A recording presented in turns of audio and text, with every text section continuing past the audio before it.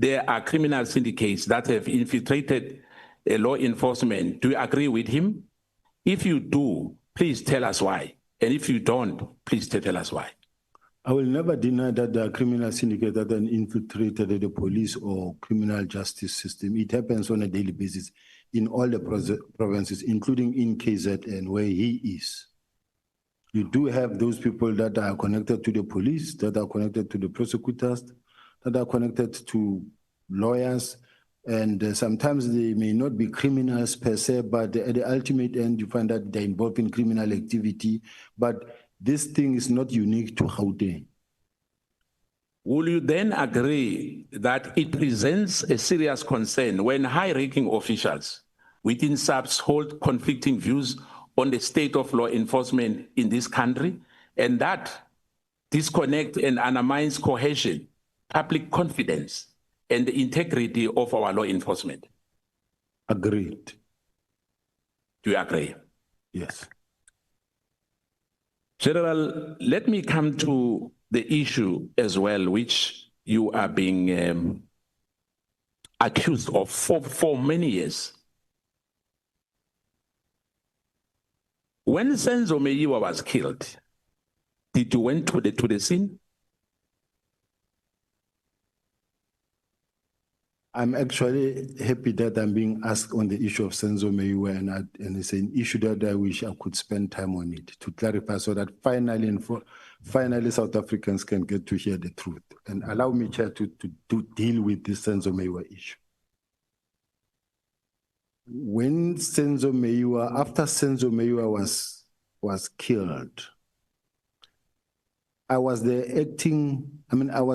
head of the Hawks in Gauteng. I was at home in Pretoria.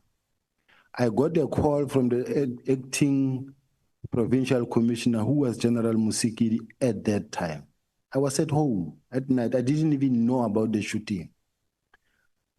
And it was around about 11 at night. And remember, Senzo was killed after 7:30, around about 7:30, early evening. And what I had to do as the head of the Hawks was to call a team to say, let's meet there. It's just like when a serious crime has been committed, we move, we go there. And what happened there is that as we moved, all of us, we got there. I ran straight to hospital. And simply because of the fact Senzo Meyiwa is a national key point. It's a national asset. It's not ordinary member where someone can say someone has been gunned out, then as the head of the house, I'll also go there. But because it was a national goalkeeper, we all had to react, and we went. Even General Musikiri, who was the acting provincial commissioner, we all went and we met at the police station, at the hospital. When I got to the hospital, it was packed, even in the passage, even in the ward where he was lying motionless. And everybody was crying there. Even myself, I could not make my way through into the ward.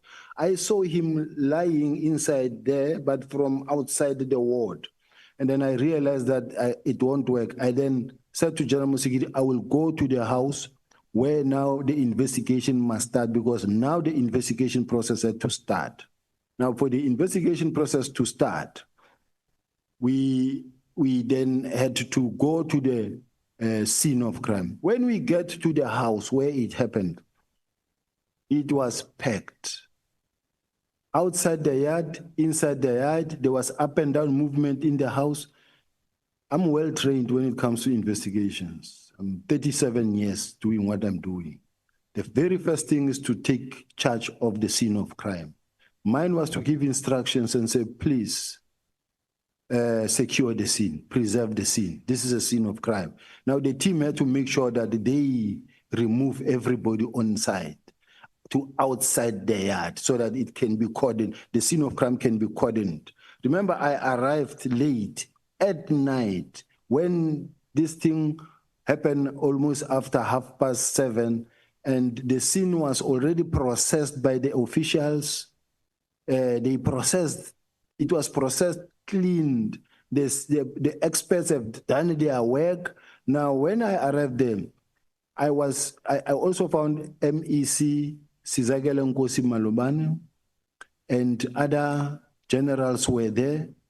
Now, ours, we come here as a fact-finding team. We come in here, we knock, we sit down in the sitting room. It's clean, there's no blood, there's no spotty that you can see, everything is in place. And then we sit, we listen, we ask questions, what happened? This one explained, this one explained, this one explained, this one explained. This is the normal course of attending to crime scene. The MEC was there also, we were all listening. And then from there, General Musigiri and them arrived from hospital to join us. There were other generals, including General Musigiri, we all listened. And thereafter, it was a question of, General, are you taking it or am I taking it? As the Hawks, do I take the matter to run with, or are you taking it? Then she said to me, the National Commissioner was Mayor Ria Pierre then said or suggested that this matter must be investigated by a team of experienced investigators. Now that already took us out of the way.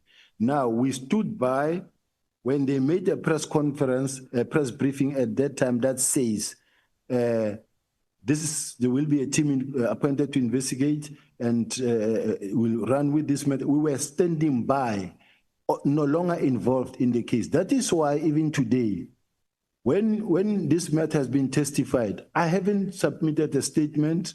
I haven't submitted I've never been called as a witness. It's almost at the end because I was not involved. I've seen messages that says I took $1 million and I did it, I shifted the firearm order. No. At what point would I have done that? So I just wanted to say to South Africans, I am not involved in the Senzo Meyiwa case. I've never done anything wrong. And there have been many teams, more than 10 different teams that were set to investigate this thing. I have done nothing that can actually cause the matter to be, not to be successful. Thank you, Chair. I'll just give one because there's a warning already there, a red light before my colleagues takes over. The last one from me. Unfortunately, other issues are still under investigation because you said you are like a specialist, an expert when it comes to investigation, because I don't want to eat time for my colleague. Can you confirm yes or no on the matter that scene was not contaminated by your presence? Not at all. It was never communicated by my presence. When I arrived, it was a done deal already. It was cleared. I mean, when you arrive and already it's trampled upon by many people, I was very late when we come there myself.